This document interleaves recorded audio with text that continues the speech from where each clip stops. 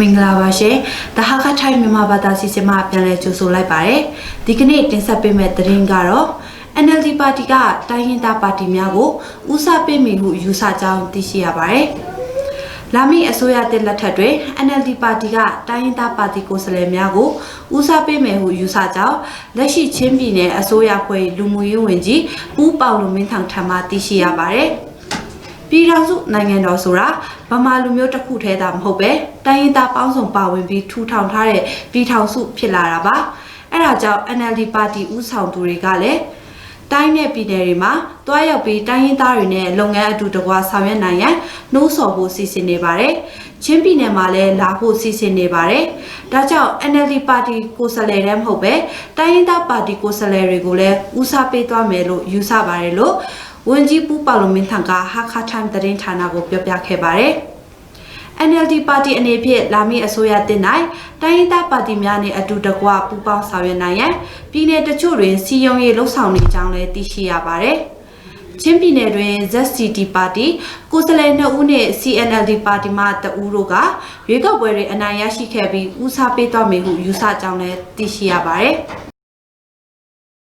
ဆက်လက်ပြီးတော့ဟာခမြို့မြို့သိရက်ကွက်တွင်အိမ်မီးလောင်မှုဖြစ်ပွားပြီးလူတအူးသေဆုံးတဲ့သတင်းကိုတင်ဆက်ပေးသွားပါမယ်။2021ခုနှစ်ဇန်နဝါရီလ9ရက်နေ့ည7:00နာရီခန့်တွင်လျှက်စစ်မီးပုံမှတစ်စစ်မီးလောင်ကျွမ်းမှုဖြစ်ပွားခဲ့ရမှာလူနေအိမ်3လုံးလောင်ကျွမ်းခဲ့ပြီးပူးတန်းဝေလည်းမီးလောင်မှုကြောင့်သေဆုံးခဲ့ကြောင်းသိရှိရပါတယ်။အိမ်3လုံးလောင်ကျွမ်းမှုတွင်ဦးကျောင်းလင်နေအိမ်2လုံးနဲ့ဦးညောင်းမွန်နေအိမ်တို့ဖြစ်ကြောင်းသိရှိရပါတယ်။ည7:00နာရီလောက်မှာမီးကဘယ်ကနေစလောင်သလဲဆိုတာမသိပဲလောင်ကျွမ်းခဲ့လို့မီးတက်ရုံကနေ12နာရီခွဲလောက်မှာမီးတက်ကားနဲ့မီးငိမ့်တက်ခဲ့တယ်။မီးလောင်ကျွမ်းတဲ့အခါလောင်ကျွမ်းခဲ့တဲ့ဦးတန်းဝေဟာ7 star ဖနက်ပိုင်ရှင်ဖြစ်ပြီးသူ့မိသားစုတွေထန်တလန်မြို့မှာခရီးလွန်နေချိန်လည်းဖြစ်ပါတယ်။လောင်ကျွမ်းတဲ့အိမ်မှာဖနက်ကိုတောင်လည်းရှိတယ်။သူ့အလောင်းကိုမီးငိမ့်ပြီးမှတွေ့တယ်လို့အိမ်ပိုင်ရှင်ဤအကိုပူငွန်လင်ကဟာခထိုင်းကိုပြောပြခဲ့ပါတယ်။ဤကိစ္စနဲ့ပတ်သက်ပြီးမိသက်ရုံတာဝန်ရှိသူဦးချောင်းတော်မောင်ကအိမ်ကနေအကုန်လုံးမီးလောင်ကျွမ်းသွားတယ်။မီးလောင်ကျွမ်းသွားတာကလျှက်စစ်မီးဖို့ကနေစတင်လောင်ကျွမ်းခဲ့တာဖြစ်တယ်။မီးသက်ကား3စီးနဲ့မီးငိမ့်တက်ခဲ့တယ်လို့ဟာခထိုင်းကိုပြောပြခဲ့ပါတယ်။လောင်ကျွမ်းသည့်အိမ်3လုံးအထဲတွင်တအိမ်၌လူနေထိုင်ခြင်းမရှိကြောင်းတအိမ်တွင်အိမ်တောင်စု9ဦးရှိတော်လဲမီးဆောက်လောက်သည့်အချိန်မှစ၍ထွက်ပြေးနိုင်ခဲ့ကြောင်းသိရှိရပါတယ်။2021ခုနှစ်ဟာခမြို့တွင်ပထမအဆုံးချိန်မီးလောင်ကျွမ်းမှုဖြစ်ပွားခြင်းလည်းသိရှိရပါတယ်။ယခုကဲ့သို့မီးလောင်ကျွမ်းခဲ့သည့်အပေါ်ချင်းပြည်နယ်လွှတ်တော်ဥက္ကဋ္ဌပူးဇော်ဘွယ်ဝန်ကြီးဦးပေါလုံမင်းထံ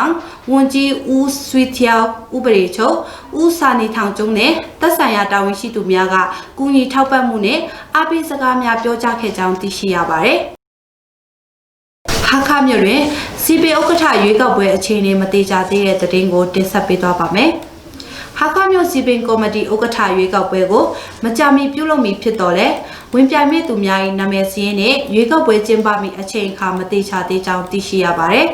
။မသေးချသေးပါဘူး။ဖေဖော်ဝါရီလမဟုတ်ရင်မတ်လအတွင်းမှာသေချာမှာပါ။ကျွန်တော်ကတော့ဝင်မပြိုင်တော့ဘူး။သူများကိုပဲလွှဲလိုက်တယ်။ယခုချိန်ထိနာမည်စာရင်းတည်သွင်းတာကတော့ပြည်တော်သားရက်ကွက်ကနေဦးထားတဲ့ဦး Heaven ဦး Steven Van Beek နဲ့ဦးတင်မြင့်တို့ဖြစ်တယ်။အဲ့ဒါကလည်းမသေးချသေးပါဘူးတခြားရက်ွက်တွေကနေဘသူတွေဝင်ပြိုင်မလဲဆိုတာကလည်းမသိသေးပါဘူးလက်ရှိဟာခမြို့နယ်စီပေဥက္ကဋ္ဌဦးခင်မောင်ဝင်းကနေဟာခထိုင်းကိုပြောပြခဲ့ပါတယ်ဤကိစ္စနဲ့ပတ်သက်ပြီးစီပေနဲ့လျှက်စစ်ဝန်ကြီးဦးစိုးထက်ကိုဆက်သွယ်ခဲ့တော့လဲခရီးလွန်နေခြင်းဖြစ်တာကြောင့်အဆက်အသွယ်မလုပ်ခဲ့နိုင်ပါဘူးစီပေကော်မတီဥက္ကဋ္ဌရွေးကောက်ပွဲကိုလည်းဖေဖော်ဝါရီလအကုန်ပိုင်းနဲ့မတ်လအတွင်းကျင်းပပြုလုပ်လိမ့်ရှိကြောင်းလည်းသိရှိရပါတယ်ဆက်လက်ပြီးတော့2020ခုနှစ်အတွင်းထက်တလန်မြို့နယ်တရားရုံးတွင်အမှုပေါင်း295မှုကိုတရားစွဲဆိုခဲ့တဲ့တဲ့တင်ဆက်ပေးတော့ပါမယ်။2020ခုနှစ်အတွင်းချင်းပြည်နယ်ထက်တလန်မြို့နယ်တရားရုံးတွင်အမှုပေါင်း295မှုတရားစွဲဆိုခဲ့ကြောင်းထက်တလန်မြို့နယ်တရားရုံး၏တရားသူကြီးဆလိုင်းထုံးပြီးထံမှသိရှိရပါတယ်။2020ခုနှစ်အတွင်းမှာတရားစွဲဆိုခဲ့တဲ့အမှုပေါင်း295မှုရှိသည့်အနက်အမှု3ခုမပြီးပြတ်နိုင်သေးပါဘူး292မှုကတော့ပြီးပါပြီအမှုအများဆုံးကတော့မော်တော်ဆိုင်ကယ်ကိစ္စနဲ့ပတ်သက်တဲ့အမှုတွေဖြစ်ကြတယ်ဒုတိယအများဆုံးကတော့ COVID-19 ရောဂါကိစ္စဖြစ်ပါတယ် COVID-19 ကိစ္စအမှုကြောင့်ထောင်ချတဲ့သူတွေလည်းရှိတယ်။မော်တော်ဆိုင်ကကိစ္စအမှုတွေကတော့ငွေဒဏ်3000ကျပ်ပေးတယ်။တစ်လကိုဒီအမှု10မှုကနေ15ခုအထိရှိပါတယ်။တခြားအရေးကြီးတဲ့အမှုကတော့စုငဲရွာကိစ္စပဲဖြစ်ပါတယ်။ထောင်ဒဏ်ချမှတ်တဲ့အမှုအတွက်3လ2လနဲ့1လတပတ်စသဖြင့်ထောင်ဒဏ်ချမှတ်ခဲ့တယ်။ဒီမှာအမိန့်ချမှတ်တာမကျေနပ်လို့အထက်ကိုပြန်ပြီးတော့အယူခံတာတွေလည်းရှိပါတယ်။ဒါကတော့အယူခံခွင့်ရှိတဲ့အတွက်ခရိုင်နဲ့ပြည်내တရားရုံးတွေမှာအယူခံခွင့်ရှိပါတယ်။အမှုမပြီးပြတ်သေးတာအမှု3ခုကတော့2020ခုနှစ်ကုန်ပိုင်းမှာတရားစွဲဆိုတာဖြစ်တော့ယခုချိန်ထိတရားရုံးမှာတရားမစွဲဆိုနိုင်တာဖြစ်ပါတယ်။2021ခုနှစ်ဇန်နဝါရီလ22ရက်နေ့မှာတရားစွဲဆိုဖို့ရှိတယ်လို့ထက်တလန်မြို့နယ်တရားသူကြီးစလိုင်းထုံးပီကဟာခတ်ထမ်ကိုပြောပြခဲ့ပါတယ်။ထန်တလန်မြို့၌နှစ်တကူညတွင်လူငယ်တချို့ညနက်ကြီးအထိလဲလှယ်သည့်အတွက်ဖမ်းဆီးအရေးယူရန်လှုံ့ဆော်မှုပေါ်တာဝန်ရှိသူနှင့်လူငယ်များအကြားအငြင်းပွားမှုဖြစ်ပွားခဲ့ပါတယ်။ဤကိစ္စနဲ့ပတ်သက်ပြီးမေးမြန်းခဲ့ရာညနက်ကြီးအထိလဲလှယ်ခြင်းမပြုဖို့ထန်တလန်မြို့နယ်ထွေအုပ်ရုံးကနေအမိန့်ထုတ်ပြန်ထားတာရှိတယ်။အဲ့ဒီအမိန့်မှာည7:00နာရီကနေမနက်4:00နာရီအထိလို့သတ်မှတ်ထားပါတယ်။အဲ့ဒီအမိန့်မလိုက်နာသူတွေကိုတော့အဖမ်းဆီးအရေးယူလို့ရတယ်။အဲ့ဒီအမိန့်ကို2လအတွင်းလိုက်နာရမယ့်အမိန့်ဖြစ်ပါတယ်။2လပြည့်ပြီဆိုလို့ရှိရင်ပုံမှန်အတိုင်းပြန်ဖြစ်လာမှာပါလို့စလိုင်းထုံးပီကပြောပြခဲ့ပါတယ်။လမ်းဘေးများတွင်အခုမပေးဆောင်ပဲဆိုင်းဘုတ်များတထားပါကအရေးယူမဲ့သတင်းကိုတင်ဆက်ပေးသွားပါမယ်။ဟာကမြို့ပေါ်လမ်းဘေးများတွင်ဆိုင်းဘုတ်တက်ဆင်ပြီးအခုမပေးဆောင်ပါကအရေးယူသွားမည်ဖြစ်ကြောင်းဟာခမြို့နယ်စီပင်မှုဦးတက်အောင်ရှိန်ထံမှသိရှိရပါတယ်။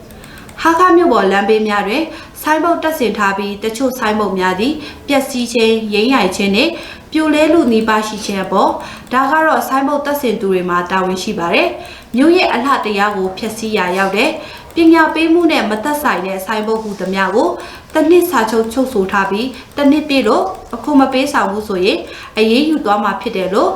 ဦးတက်အောင်ရှင်ကဟာခတ်ထိုင်ကိုပြောပြခဲ့ပါတယ်။ဟာခမြို့သည်ချင်းပြည်နယ်၏မြို့တော်ဖြစ်သည့်အညီမြို့တော်၏အင်္ဂါရက်နှင့်အညီတသက်ရရဖြစ်ရန်ဆောင်ရွက်ကြဖို့လိုကြောင်းတချို့ဆိုင်းဘုတ်များသည်ပျက်စီးခြင်း၊ရိမ့်ရိုက်ခြင်း၊ပြိုလဲမိအခြေအနေများဖြစ်နေခြင်းကြောင့်တချို့ဆိုင်းဘုတ်များသည်စာချုပ်တက်တန်းကုန်ဆုံးပြီဖြစ်တော်လဲစာချုပ်အတိုင်းအခွန်ဆောင်ခြင်းမရှိသူများရှိနေကြောင်းထို့ကြောင့်သက်ဆိုင်ရာတာဝန်ရှိသူများကဤကိစ္စကိုအရေးယူဆောင်ရွက်ရန်စီစဉ်နေကြောင်းသိရှိရပါတယ်။ဆက်လက်ပြီးတော့ချင်းပြည်နယ်ဝန်ကြီးကဖလန်းမြို့နယ်တောင်မွန်ကျေးရွာလျှက်စစ်ဖွပွဲပြုလုပ်ခဲ့တဲ့တဲ့တင်ကိုတင်ဆက်ပေးသွားပါမယ်။ချင်းပြည်နယ်ဖလန်းမြို့တောင်မွန်ကျေးရွာတွင်တိစောက်ထားတဲ့လျှက်စစ်တပ်အားရရှိခဲ့တဲ့ဖွပွဲကိုချင်းပြည်နယ်ဝန်ကြီးချုပ်ဆလိုင်းလျန်တွေက2021ခုနှစ်ဇန်နဝါရီလ9ရက်နေ့တွင်ဖွင့်လှစ်ခဲ့ကြောင်းသိရှိရပါတယ်။ဤဖွင့်ပွဲတွင်ချင်းပြည်နယ်ဝန်ကြီးချုပ်ဆလိုင်းလျန်တွေစီပင်နဲ့လျှက်စစ်ဝန်ကြီးဦးစိုးထက်တို့ကအမှားစကားပြောကြားခဲ့ပြီးဒေသခံရွာသားဖက်မှတောင်မွန်ကျေးရွာအုပ်ချုပ်ရေးမှူးဦးဗျက်လျန်ဇမ်ကကျေးဇူးစကားပြောဆိုခဲ့ကြောင်းသိရှိရပါတယ်။ဒီဖွင့်ပွဲကိုဝန်ကြီးချုပ်ဆလိုင်းလျန်တွေစီပင်နဲ့လျှက်စစ်ဝန်ကြီးဦးစိုးထက်ပြည်내စရေးစစ်ချုပ်ပူလက်တင်မောင်နဲ့ဖလန်းခရိုင်ထွေအုပ်ရုံးမှထွေအုပ်ဦးစောထွန်းဝေတို့မှဖဲကျိုးဖက်ဖွင့်လှစ်ခဲ့ကြောင်းဖလန်း IPRD တွင်ဖော်ပြထားခဲ့ပါတယ်။ဖလန်းမြို့နယ်တောင်မွန်ကျေးရွာရေအားလျှက်စစ်ဆောက်လုပ်ရေးလုပ်ငန်းကို2019-2020ဘဏ္ဍာနှစ်တွင်ဘတ်ဂျက်ငွေတန်110ခွန်အကုန်ကျခံပြီးဆောက်လုပ်ခဲ့ကြောင်းယခုတွင်24နာရီအတွင်းလျှက်စစ်မီရရှိပြီးဖြစ်ကြောင်းသိရှိရပါတယ်။ဒီကနေ့ဒဟာကထိုင်းမြန်မာဘာသာစီစဉ်ကိုဒီလောက်နဲ့ပဲဆုံးသက်တော့မှာဖြစ်ပါတယ်။အားလုံးပဲကိုစိတ်နှပြကျမ်းမာကြည်နူးကြပါစေရှင်။ကျမချယ်ရီပါ။